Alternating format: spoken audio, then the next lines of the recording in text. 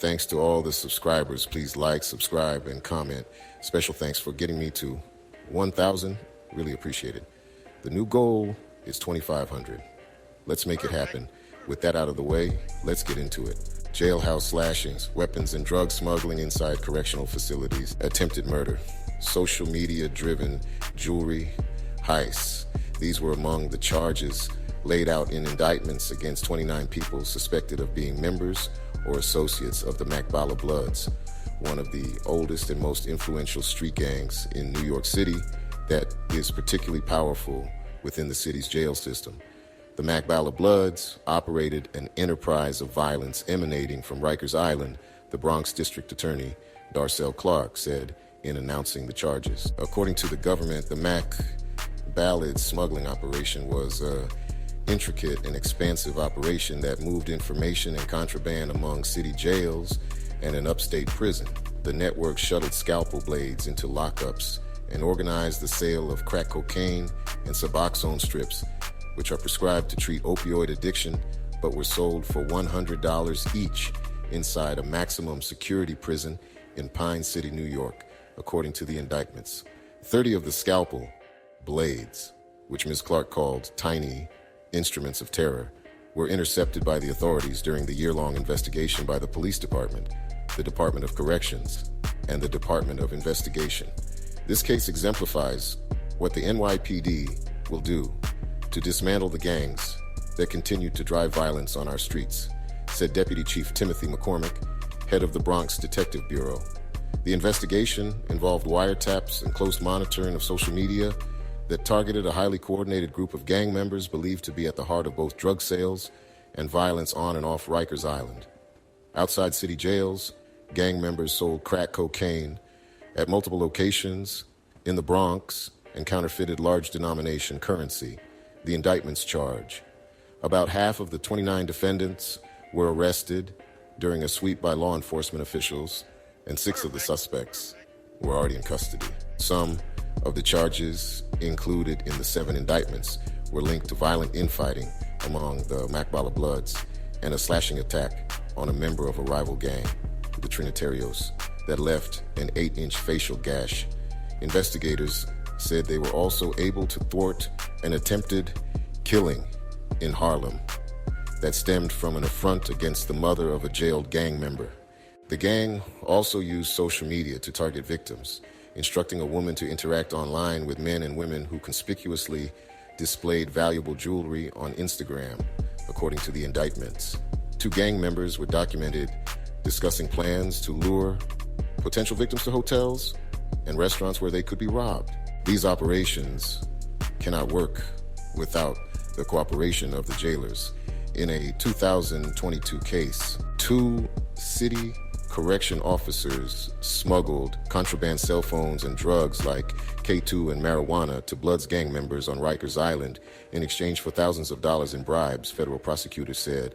Crystal Burrell, 35, and Katrina Patterson, 31, were arrested in separate schemes that involved different Rikers jails, the Fed said.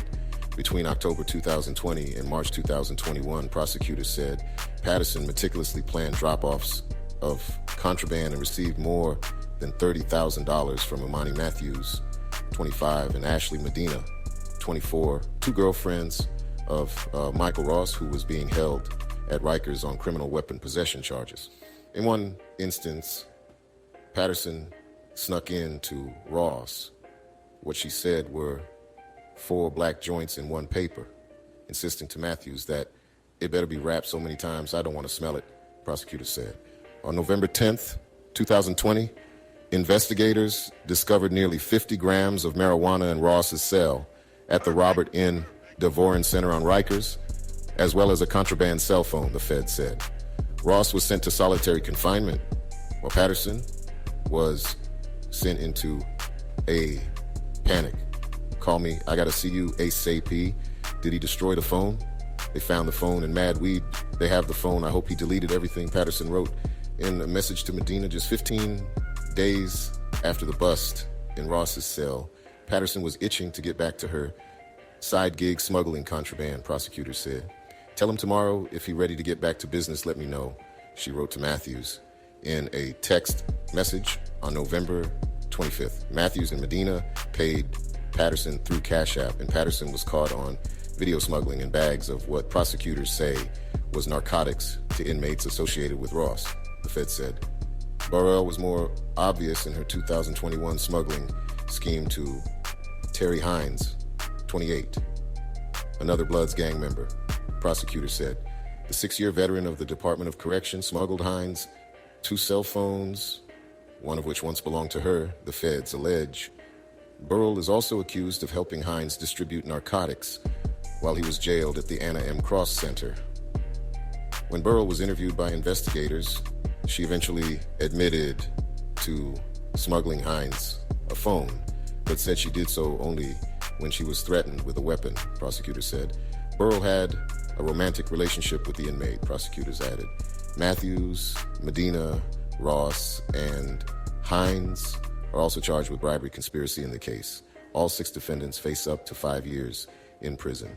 In a statement, City Correction Commissioner Louis Molina called the allegations against Patterson and Burrell disturbing and noted that smuggling contraband is illegal and puts everyone in our facilities at risk.